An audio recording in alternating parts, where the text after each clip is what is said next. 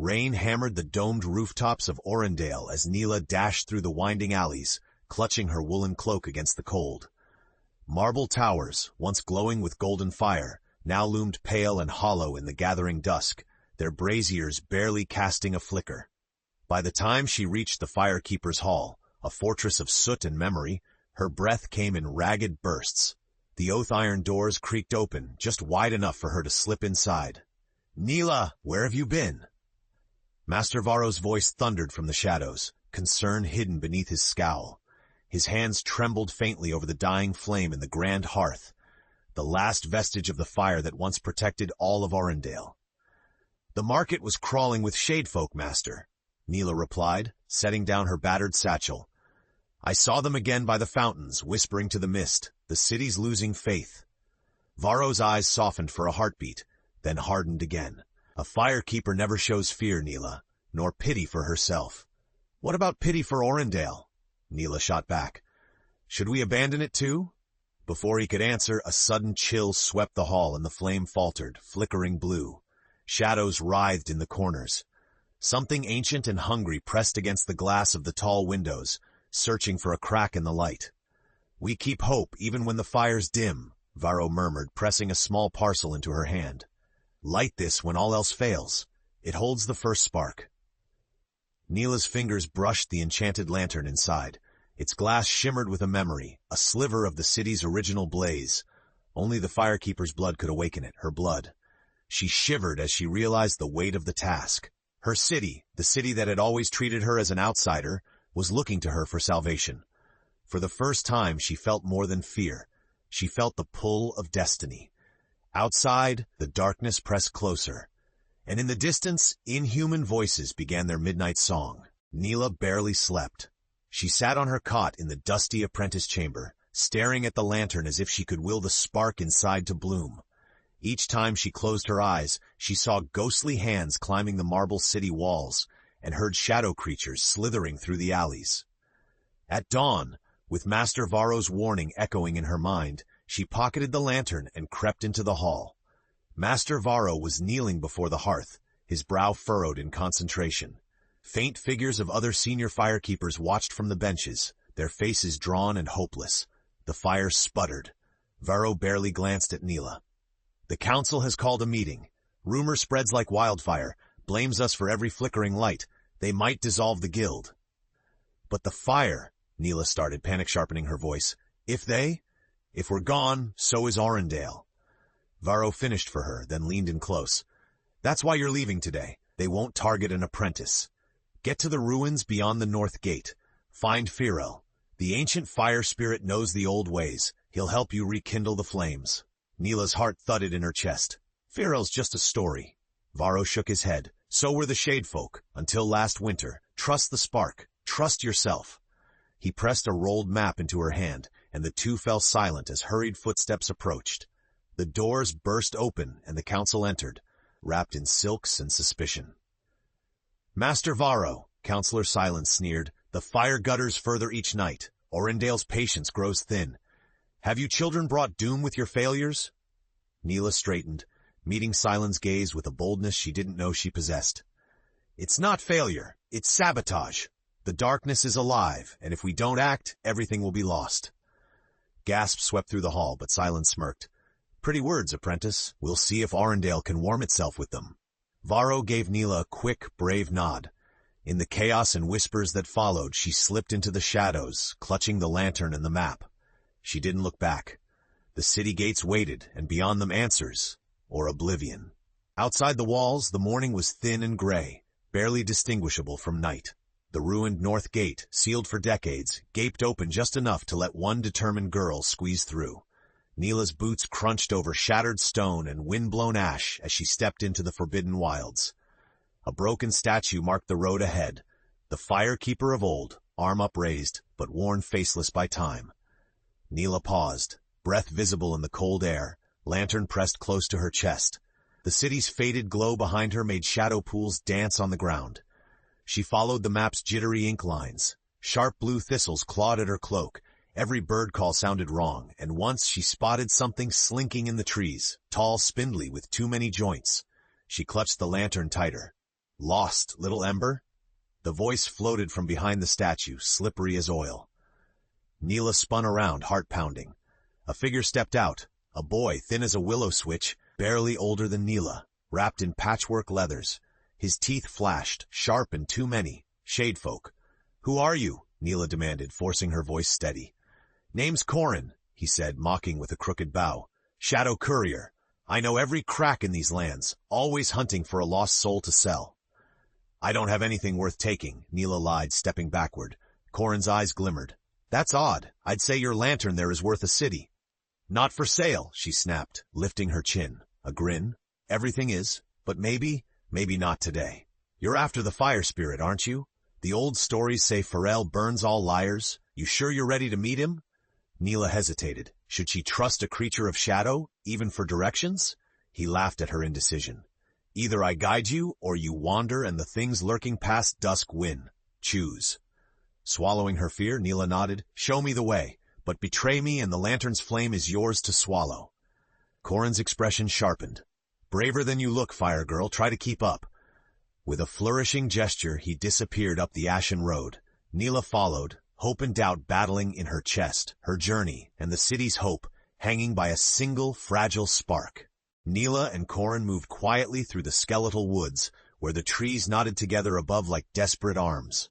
The further they walked, the more distant Aurindale felt, just a memory of warmth and light pressing against the wilder cold surrounding them now. Corin led the way, darting from shadow to shadow. Every so often, he'd glance back, half smirking. "Afraid the woods are going to bite?" Nila clenched her jaw. "No, only worried about the mouths hiding in the shadows." He snorted. "Good answer. Fear keeps the blood lively, but you'll need more than nerves before this is done." They reached the old riverbed at dusk, where a skeletal bridge arched over a black, silent current. Strange symbols carved into the stones glowed faint orange whenever Nila's lantern came near. She stopped, transfixed. "That's old magic," Corin said, quieter now. "The kind that keeps spirits out or in." Nila hesitated.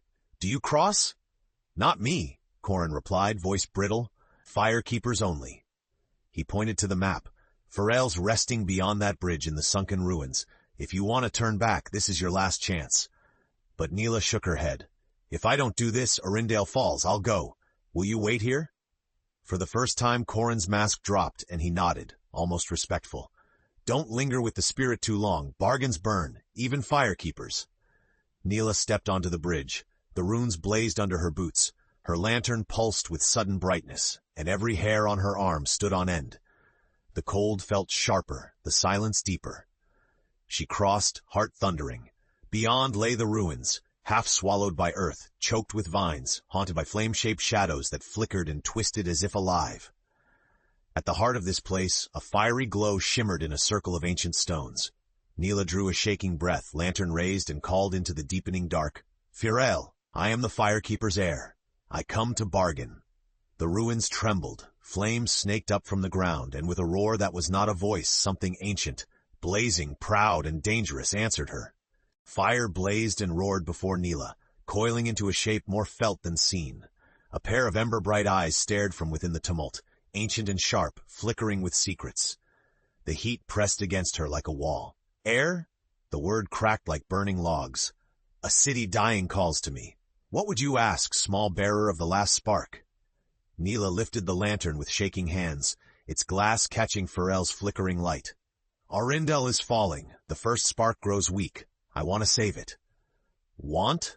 Prevail's blazing shape glided around her, fire licking the old stones, making ghosts dance in their hollows. "Many want. Few dare. Do you offer courage, or merely a vessel?"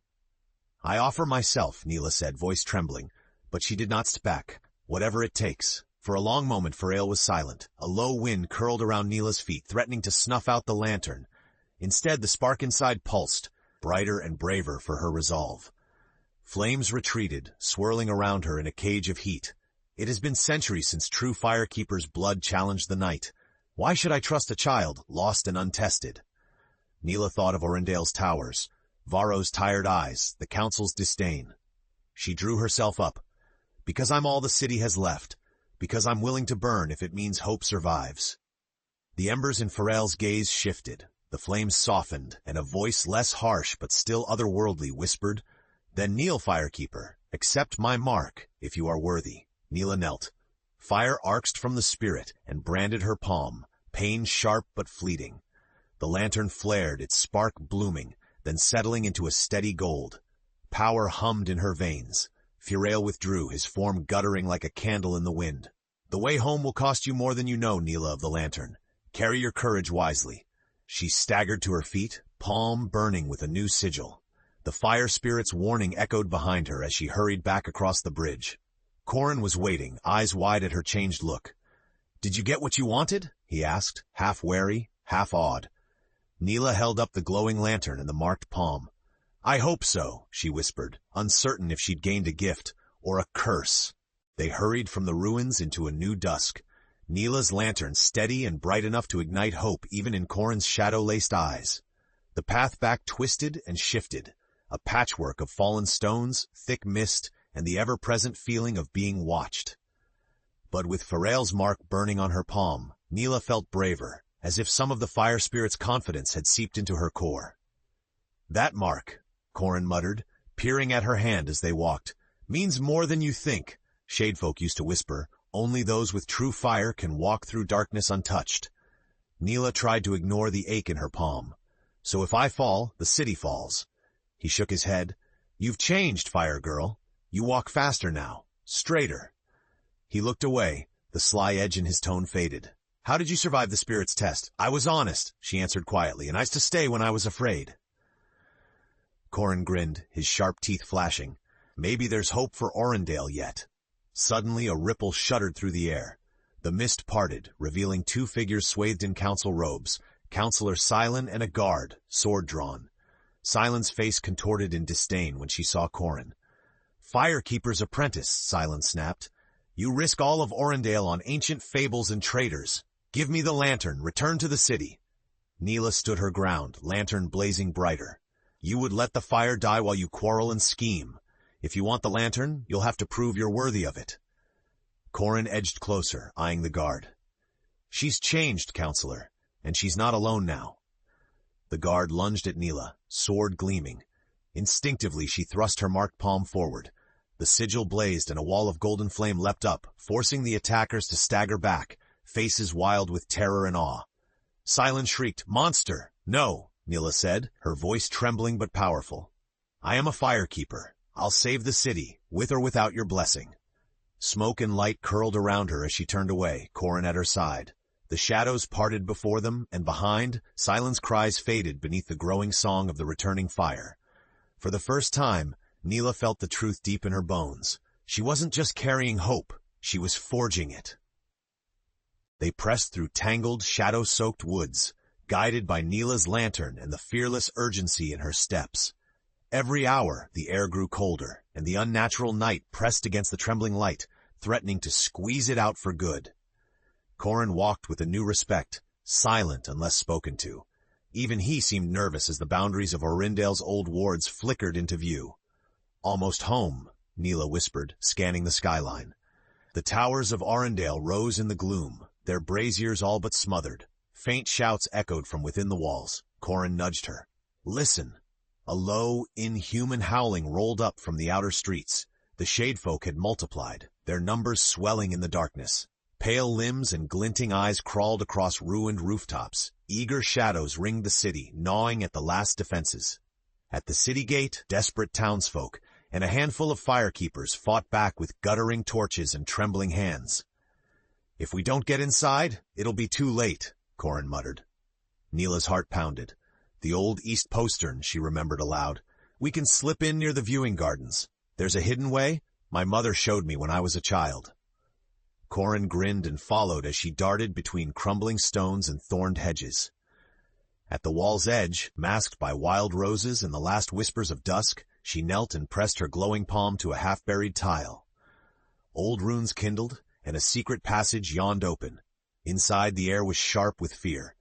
The city, tangled in chaos, flickered between hope and despair. From shadows overhead, Nila caught the eyes of an old friend, Tolan, a junior firekeeper, who gasped, astonished. "Nila, the council said you'd fled." "I have the first spark," she explained, lantern held high. and the fire's blessing. We still have a chance. But a commotion shook the streets. A corrupted, monstrous shadefolk had burst through a barricade, scattering defenders. Nila was pulled by Tolan and Corin into cover as the beast thundered past, flame-retardant skin and fangs glistening. If we don't relight the city's flame now, there won't be anyone left to save, Tolan cried. Nila faced the fire-racked heart of Aurindale, lantern blazing and palm marked with fate as the city's last stand began to unfold. Aurindale's inner streets had become a gauntlet of desperation. Townsfolk and firekeepers clung to guttering torches as shadefolk slithered through fog and smoke, overtaking homes and monuments with icy confidence. Nila, Corin, and Tolan, moving as one, slipped through alleys toward the central brazier, the hearthstone, where legend said the city's light once touched the heavens. Every step was a battle. Flames guttered, then flared at Nila's touch, the sigil on her palm guiding the spark from her lantern into sleeping torches and wall sconces. Lights blossomed in her wake, forming a trembling path of hope through the gloom. Corin cheered as terrified townsfolk rallied to the trail. "She brings the fire! Follow her!" But behind, the largest of shadefolk, a hulking brute of smoke and shifting glass, caught their scent. It roared, scattering defenders and hurling itself at Nila. She stumbled, Tolan shielding her with a torch, Corin hurling stones and curses at the monster. Nila's heart hammered. "I can't waste the spark fighting it. We have to reach the hearthstone." They doubled back, ducking through a haunted cloister riddled with shadows. As they ran, Nila felt her resolve falter. The fire inside her ached, the sigil burning hotter, heavier. "I don't know if I can do this," she gasped. Corin grabbed her shoulder, eyes wild but sincere. "You already are. We're still standing because of you." Tolan nodded, voice trembling with awe. "You have the fire, we have you." The Hearthstone Square was a battlefield, folk clinging to hope at its jagged edge. Shadefolk surged around the blackened brazier, their twisted bodies boiling in the half-light. In the center, Councillor Silent, dusty and defiant, shouted empty orders and received only more chaos. Nila advanced, her lantern blazing like a sunrise. As she reached the hearthstone, the shadefolk circled, hissing, recoiling from the light. "It must be done now," Corin whispered. "This is what you fought for." Taking a deep breath, Nila placed the lantern into the ancient cradle. The first spark burned gold, setting the brazier ablaze. She pressed her marked palm to the rim, letting her courage, fear, and hope pour into the flame. A sound half scream, half song echoed skyward as golden fire roared to life. The shadefolk shrank back, furious and afraid, but in the corner of her eye, Nila saw the largest brute surging forward, determined not to let the dawn in on their rule. She steeled herself, knowing that the final confrontation was only just beginning. The reborn flame at the hearthstone pulsed with living gold, but Nila had hardly finished channeling her courage into its core when the shadefolk brute thundered through the circle of defenders. Its glassy skin sizzled where droplets of light touched it, yet it charged on with a roar, determined to extinguish Nila and the city's hope in one crushing swipe. The townsfolk shrank back. Some firekeepers, battered but emboldened by the light, stepped forward, torches ready but wavering in the face of such a nightmare. Tolan tried to shield Nila again, but she shook her head, stepping past him, her gaze steady on the monstrous shadow. "Let me face it," she said, voice echoing with strange new strength. The sigil in her palm blazed as she maneuvered between the ruins and the flickering crowd, Corin close at her side. The monster lunged, its claws sweeping for the lantern at the heart of the fire. Nila raised her hand and met its attack with a wall of fire, the hearthstone's light feeding her strength. The brute screamed, its skin fracturing wherever flame struck. Yet it pressed on, a force born of every fear Aurindale had forgotten or tried to bury. Nila staggered, knees buckling under the effort. The lantern at the brazier's core flickered, dimming as she faltered. Corin shouted through the din, "You can't do this alone! Let us fight too!" Tolan and the remaining firekeepers formed a circle, linking torches. "Together!" they howled, thrusting their flames toward the beast. Townsfolk, inspired, joined the ring, their courage reigniting like tinder in a rising wind. Nila gritted her teeth, drawing fuel from their faith and her own burning memories, of lonely nights, whispered doubts, her mother's gentle stories, and Master Varro's unyielding belief. She gathered all that pain and hope, funneled it through the sigil, and roared, "Be gone!" A pillar of golden fire surged from the hearthstone, smashing into the brute. Surrounded by the joining of every Aurindalian spark, the creature's form broke, first into shards, then mist, then nothing at all. The light cleansed the square, momentarily pushing all darkness from Aurindale's heart. Nila dropped to her knees, exhausted. Around her, awe gave way to joyous weeping, astonished laughter, and the soft glow of rekindled lamps rippling out through the city. But while the brute was gone, the lingering shadefolk had not entirely vanished. Whispering from alleyways and behind eaves, they watched, their defeat fueling a tense, uneasy truce. The hearthstone burned, but the city was changed. Cracks in the walls, doubts among the counselors, and a people forced to reckon with threats that could return when the fire next faltered. Tolan and Corin helped Nila to her feet. Master Varro appeared, pride and relief etched deeply on his face. "You kindled more than flame, Nila. You reminded us all what it means to fight for the light." Nila smiled, but her heart was heavy. The light had returned, but true peace and true safety were still fragile dreams. The promise of the Firekeeper was not only to rekindle the blaze, but to ensure it was never again neglected or forgotten. Aurindale's first sunrise in weeks painted the marble streets in colors of hope. Pure gold, deep rose, and the lingering silver of the night that would not fully die. Where the hearthstone's rekindled fire still burned, a gathering of townsfolk, firekeepers, and even skeptical counselors circled Nila. The city felt raw, newly healed but aware of all its wounds. Master Varro, eyes shining, handed Nila her apprentice's sash, a symbol of trust and honor, no longer clean but now transformed, marked with golden thread. "You have proven yourself more than an apprentice, Nila. The fire runs deepest when born from struggle." Tolan and Corin stood at her side. Corin, ever the outsider, now tilted his head with something like respect. "So what happens now, Fire Girl?" Nila let her gaze drift across the faces of people who had doubted her, threatened her, and finally followed her. She cleared her throat. "Aurindale's flame must be fed by us all, not just the Firekeepers. We protect it, together. No more shutting our eyes to shadows or waiting for others to fight for us." Silent, shaken but changed, nodded slowly. "You have my voice, Firekeeper, and my help, if you'll have it." Nila managed a rueful smile. "We'll need every hand. The darkness will always wait, but now so will the fire." For the next days, Aurindale hummed with new purpose. Lanterns were lit in every window. Families took turns at the brazier. Tolan taught fire lore to schoolchildren. Corin helped root out lingering shadows in the alleys. Nila, though stronger for her mark, found herself changed in quieter ways. Proud but humble, still afraid at times, but able to share both fear and hope with others. One night, as the celebration ebbed, she slipped to the city walls, lantern in hand, and watched the moon rise. Master Varro found her there. "What binds the fire, Nila, isn't just strength. It's the courage to reach out, even to the shadows." She nodded. "The shadows live in our hearts just as much as the flame. I think we must learn from both." Varro squeezed her shoulder. "And that is why you will lead us one day." As dawn broke again, Nila looked over her city, not unscarred but alive, with new firekeepers training at her side and the promise of her light burning on into legend. The eternal flame was safe for now, but her journey, and Aurindale's, was only beginning. The true lesson was not just how to fight the darkness, but how to let the fire reshape them together, every dawn.